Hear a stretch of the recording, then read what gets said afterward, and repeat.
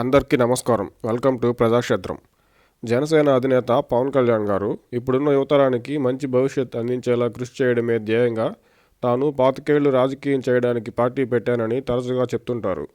Janasena party స్థాపించి ఇప్పటికే దశాబ్దం దాటింది.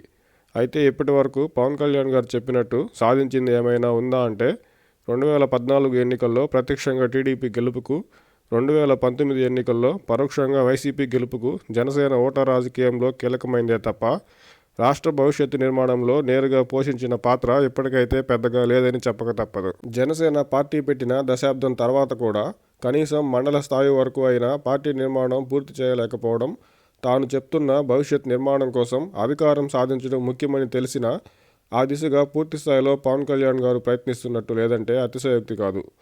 సీఎం అవడానికి ఇప్పుడు సిద్ధంగా ఉన్నానని ఈ మధ్యనే చెప్తున్న పవన్ కళ్యాణ్ గారు రాబోయే ఎన్నికలకు టీడీపీతో పొత్తు పెట్టుకోవడంపై జన సైనికుల్లోనే మిశ్రమ స్పందన వచ్చింది. మళ్ళీ టీడీపీతో పొత్తు అంటే ఇక జనసేన అధికారంలోకి వచ్చేది ఎప్పుడు అని కొందరు, ప్రజాప్రతినిధులుగా తమకు అవకాశం ఎప్పుడు అని మరికొందరు, ఇలా పొత్తుతో వెళ్తే పవన్ కళ్యాణ్ గారు సీఎం అయ్యేది ఎప్పుడు అని ఇంకొందరు ఇలా భిన్నమైన అభిప్రాయాలను వ్యక్తం చేశారు. టీడీపీతో పొత్తు రాజకీయాల కోసం కాదని రాష్ట్ర భవిష్యత్ కోసం అని చెప్పిన పవన్ కళ్యాణ్ గారి ఆలోచనను ఎక్కువ మంది జన సైనికులు మద్దతు ఇచ్చినా లోపల వారిలో అనేక సందేహాలు ఉన్నాయి. టీడీపీ జనసేన మధ్య సీట్ల పంపకాలలో జనసేనకు గౌరవప్రదమైన సంఖ్యలో సీట్లు వస్తాయో లేదో, అధికారంలోకి వస్తే పవర్ షేరింగ్ ఉంటుందా లేదా, పవన్ కళ్యాణ్ గారు ముఖ్యమంత్రి అవుతారా లేదా అనే ప్రశ్నలు వారిలో ఉన్నాయి. రాష్ట్రాన్ని బాగు చేయాలంటే 10 ఏళ్లు అధికారం ఇవ్వాలని గతంలో చెప్పిన జనసేనాని ప్రస్తుతం టీడీపీతో ఉన్న పొత్తు రాష్ట్రం గాడిలో పడే వరకు ఉంటుందని, అంటే 10 ఏళ్లు టీడీపీతో కలిసే ప్రయాణమని చెప్పారు.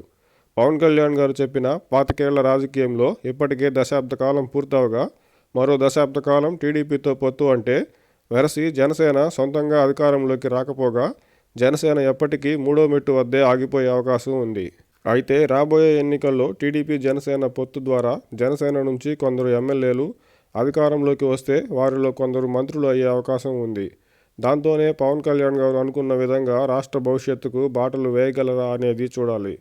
పవన్ కళ్యాణ్ గారు చెప్పిన 25 ఏళ్ల రాజకీయంలో అయినా పూర్తి స్థాయిలో పార్టీ నిర్మాణం జరిగి అభిమానులు, యువతే కాకుండా అన్ని వర్గాల ప్రజలు మద్దతు పొందేలా కార్యక్రమాలను చేసుకుంటూ ప్రత్యామ్నాయ రాజకీయ శక్తిగా సొంతంగా అధికారం సాధించే దిశగా అడుగులు వేస్తారా అనేది ప్రస్తుత పరిణామాలను బట్టి చూస్తే ఇప్పటికైతే అనుమానంగానే ఉంది.